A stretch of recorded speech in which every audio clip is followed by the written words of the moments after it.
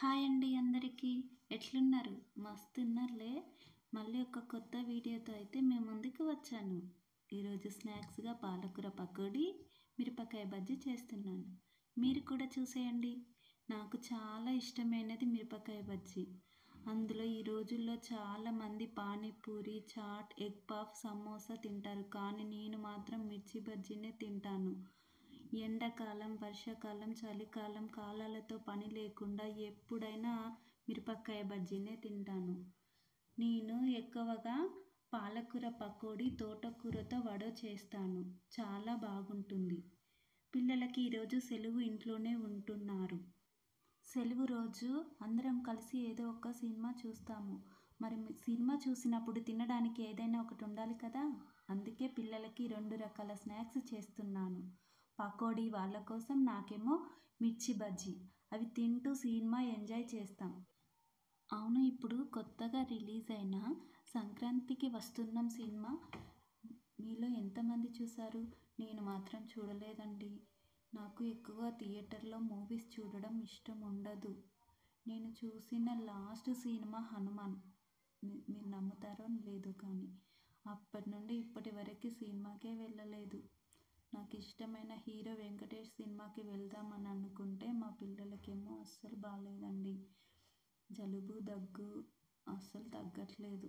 ఏమో ఈ కాలాలతో పని లేకుండా పిల్లలకి మాటి మాటికి జలుబు, దగ్గులు వస్తున్నాయండి.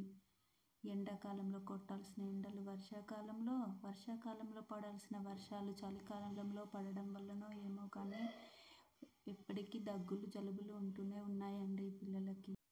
ఇవి చేస్తూ ఉంటే నాకు ఒకటి గుర్తొచ్చింది. అది మీతో షేర్ చేసుకుందాం అనేసి చెప్తున్నాను. మా పిల్లలు 2 సంవత్సరాలు ఉన్నప్పుడు నేను బోండా చేస్తున్నానండి. మా బాబు ఏడుస్తున్నాడు అనేసి వాడిని గ్యాస్ స్టవ్ పక్కన కూర్చోబెట్టుకొని బోండా చేస్తున్నాను. అది ఒక్కసారిగా పేలి మా ఇద్దరి పైన మొత్తం ఆయిల్ పడిపోయిందండి. చాలా ఎక్కువగా పడిపోయింది. నేను ముందు చాలాసార్లు బోండా చేశాను కానీ ఎప్పుడూ అలా కాలేదు. ఓకే, ఏం కాదు కదా అనేసి ఏడుస్తున్నాడని నార్మల్గా పక్కకు కూర్చోబెట్టుకొని చేద్దామని చేస్తున్నా. వాడు చూస్తున్నాడు, ఏడుపు ఆపేశాడు కదా అని అలాగే కూర్చోబెట్టుకొని చేశాను. అది సడన్గా ఒక్కసారి పేలిపోయి ఆయిల్ మొత్తం మీద పడిపోయింది. ఇద్దరికి చాలా పెద్ద బొబ్బలు వచ్చాయండి ఇద్దరికి. అప్పటి నుండి ఇప్పటి వరకు అసలు నేను బోండా చేయడమే మానేశాను. తినాలనిపిస్తే బయటకు వెళ్ళి తింటాం కానీ బోండా చేయను. ఎందుకో నాకు బోండా చేద్దామన్నప్పుడల్లా అదే భయం వేస్తుంది, మళ్ళీ ఎక్కడ పేలుతుందో అనేసి. ఆ బోండా చేసినప్పుడు మీలో ఎంతమందికి అలా అయింది? అయితే వేడి వేడి పాలకూర పకోడీ అయితే రెడీ అయిందండి. వాళ్ళు సినిమా చూస్తూ ఉన్నారు. నేను వాళ్ళకి చెప్పకుండా తీసుకెళ్దామని అయితే తీసుకెళ్తున్నాను. చాలా బాగా వచ్చినాయి క్రిస్పీగా. ఇద్దాం వాళ్ళకి, రండి. చూడండి, సినిమా చూస్తూనే అందులోనే లీనమైపోయాడు. తీసుకొచ్చింది కూడా అబ్జర్వ్ చేయకుండా అట్లనే కూర్చొని తర్వాత అడుగుతున్నాడు, అమ్మ నాకు కావాలి పకోడీ అని.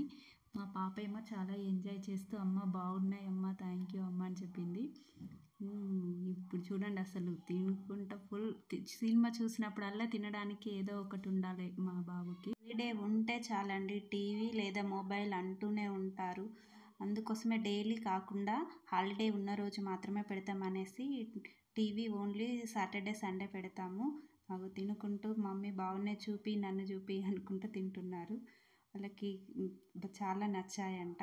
ఇంకా మరి నేను తినాలి కదా మిర్చి బజ్జీ, అందుకే ప్రిపేర్ చేస్తున్నాను. మళ్ళీ స్టార్ట్ చేసి ఫస్ట్ పెద్ద మిర్చిని తీసుకొని వాష్ చేశాను. వాటిని 2 ముక్కలుగా మధ్యలో కట్ చేస్తాను. ఎందుకంటే చాలా లావుగా ఉన్నవి, అది ఒకటికొకటి వేస్తే చాలా పెద్దగా ఉండి టేస్ట్ ఉండవనేసి నేను ఎప్పుడు చేసినా ఇలా ఆఫ్ చేసి చేస్తాను. దాని స్టఫింగ్ కోసము ఓమను, చింతపండు తీసుకుంటాను. ఓమను కొంచెము దంచినట్టు చేసి చింతపండులో వాటర్ వేసి నానబెట్టి దాన్ని చింతపండు గుజ్జులోకి ఓమ, కారం, ఉప్పు, ధనియాల పొడి 3 వేసి మిక్స్ చేసి కట్ చేసిన మిర్చిలోకి స్టఫ్గా పెట్టాలి. స్టఫ్గా పెట్టేస్తే చాలా టేస్ట్గా ఉంటుంది. ఇది మా డాడీ నాకు చిన్నప్పుడు అలాగే చేసి ఇచ్చేవాడు. అదే నేను ఇప్పుడు ట్రై చేద్దామని అలాగే చేస్తున్నాను. చాలా బాగుండేది. చిన్నప్పుడు మా డాడీ బయట కొనివ్వమంటే కొనివ్వకుండా ఇంట్లోనే అందరం తినొచ్చు కదా అనేసి ఇలాగే చేసేవాడు.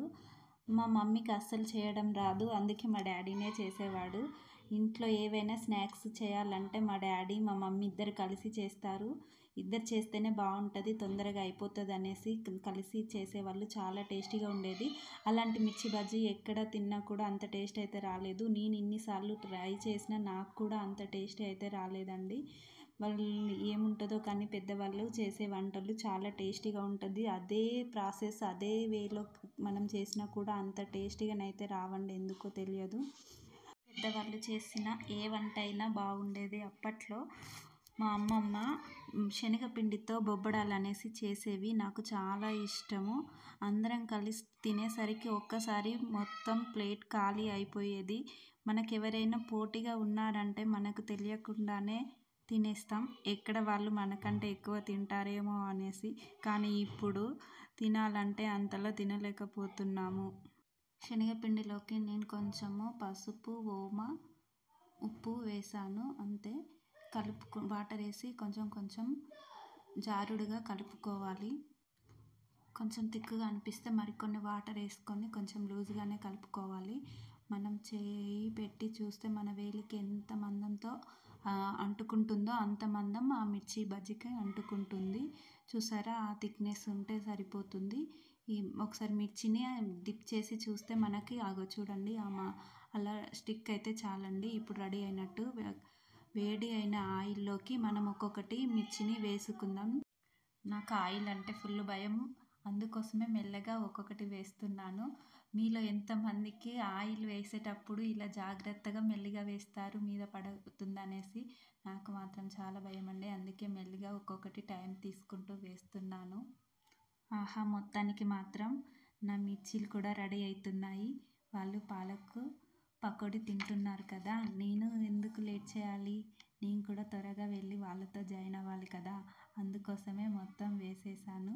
ఇప్పుడు ఇవి రెడీ అయ్యాక వాటిపైన కొంచెం కారము, ఉప్పు, గరం మసాలా వేసుకొని నిమ్మకాయ పిండుతుంటుంది. సూపర్ ఉంటుందండి. మీలో ఎంతమందికి అట్లా ఇష్టము? నాకు మాత్రం నిమ్మకాయ, ఉప్పు, కారం, గరం మసాలా ఉంటేనే బాగా అనిపిస్తుంది. బయట నేను ఆయిల్ ఫుడ్ అయితే అసలు తిననండి. ఆయిల్ బాగుండదు అనేసి బయటికి వెళ్ళినప్పుడు మాత్రం నేను ఎక్కువ ఆయిల్ ఫుడ్ అనేది అవాయిడ్ చేస్తాను. దోశ, ఇడ్లీ, టిఫిన్స్లో అయితే దోశ, ఇడ్లీ ఇవే ఎక్కువగా తింటాను. మా పిల్లలు మాత్రం బయటికి వెళ్తే పూరి, వడ, బోండా ఇవే కావాలంటారు. వద్దని ఎంత చెప్పినా కూడా అస్సలు వినరండి. సర్లే కదా, ఎప్పుడో ఒకసారి కదా అనేసి నేను ఏమనను. మొత్తానికి ఒక వాయి అయితే తీసేసాను, ఇంకో వాయి వేస్తున్నాను. రెడీ అయిపోయాయి. ఆహా, ఏముంది, నిమ్మకాయ పిండుకొని తింటుంటే వావ్ సూపర్ ఉందండి. నాకు చాలా హ్యాపీగా అనిపించింది మీతో మాట్లాడుకుంటూ వంట చేస్తూ ఉంటే. అసలు టైమే తెలియలేదండి. చూడండి ఎంత బాగా వచ్చాయో. కూడా ఒకటి తీసుకోండి, ఎలా ఉందో టేస్ట్ చేసి చెప్పండి. నాకు మాత్రం చాలా చాలా నచ్చాయండి. అలా నిమ్మకాయ పిండుకొని ఆనియన్ పెట్టుకొని తింటే. ఓకే అండి, బాయ్. మరొక వీడియోతో మళ్ళీ కలుద్దాం. Bye bye.